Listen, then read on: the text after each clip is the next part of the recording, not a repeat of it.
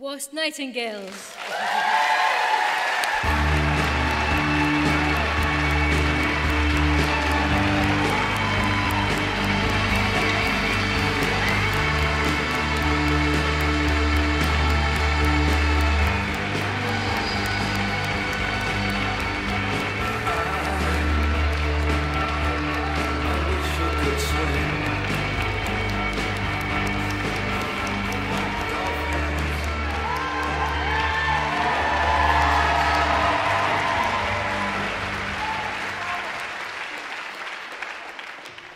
WAST Nightingales are so very happy to receive the Liberty Human Rights Awards.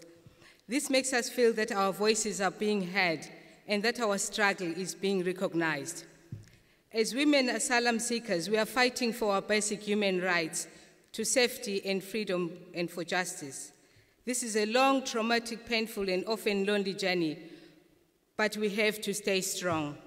We survive with dignity and respect by supporting each other together in WAST and through the support of so many individuals and organizations across the UK. The choir has helped us reach out to many different communities, raising awareness and understanding of our situation at a time when there are so much bad feelings against us asylum seekers and scapegoating in the media.